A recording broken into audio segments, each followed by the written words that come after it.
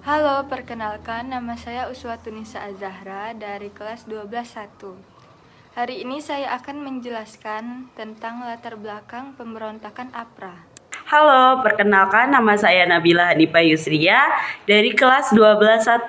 Di sini saya akan menjelaskan tentang tujuan pemberontakan APRA. Assalamualaikum warahmatullahi wabarakatuh. Perkenalkan nama saya Khairisa Sawal Alifa. Di sini saya akan menjelaskan dampak dari pemberontakan APRA. Perkenalkan nama saya Gabriel Lestarigan. Saya akan menjelaskan tokoh dan berakhirnya APRA. Latar belakang timbulnya pemberontakan APRA adalah mulai dibubarkannya negara bagian bentukan Belanda di Republik Indonesia Serikat atau RIS yang bergabung kembali ke Republik Indonesia. APRA tidak menyetujui adanya rencana pembubaran Republik Indonesia Serikat atau RIS melalui hasil konferensi meja bundar di Den Haag tahun 1949.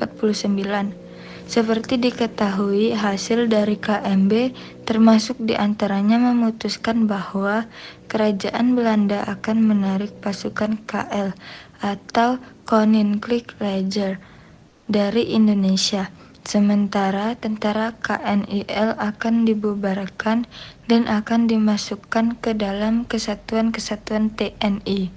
Dari hasil tersebut, akhirnya APRA dan Westerling mencoba melakukan kudeta pada Januari 1950.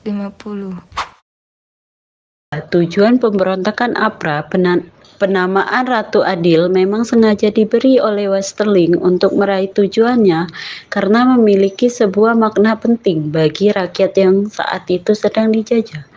Westerling yang memiliki darah campuran Turki menggunakan strategi tersebut karena ia menganggap dirinya sebagai Ratu Adil. Ratu Adil diramalkan dapat membebaskan masyarakat Indonesia dari kepemimpinan yang hanya mementingkan kebutuhannya sendiri. Dalam pemberontakannya, Westerling berusaha untuk mengambil hati rakyat agar bisa membantu untuk mencapai tujuannya. Tujuan pemberontakan APRA adalah untuk mempertahankan adanya negara-negara federal dalam RIS yang dipimpin oleh Soekarno. Sebelum meletuskannya pemberontakan tersebut, yaitu pada Kamis 5 Januari 1950, Westerling telah lebih dulu mengirim surat ultimatum kepada pemerintah RIS. Isi ultimatum tersebut adalah ia menuntut agar pemerintah RIS menghargai negara-negara bagian terutama negara Pesudan, serta pemerintah RIS harus mengakui APRA sebagai tentara Pesudan. Pemerintah RIS diberi waktu selama 7 hari untuk memberi jawaban, yang apabila ditolak maka akan terjadi pertempuran besar. Akhirnya, untuk mencegah terjadinya tindakan Westerling pada tanggal 10 Januari 1950, Muhammad Hatta, Wakil Presiden RI, mengeluarkan perintah penangkapan terhadap Westerling. Namun, Westerling yang sudah mendengar rencana penangkapan tersebut pun kemudian mempercepat pelaksanaan kudetanya dengan menyerang Bandung dan melakukan pembantaian di sana. Dampak pemberontakan APRA. Akibatnya, penyerangan tersebut sebanyak 94 TNI dari Divisi Siliwangi termasuk Letnan Kolonel Lembong tewas. Pemberontakan ini juga berpengaruh kepada kondisi keuangan negara dan keamanan rakyat.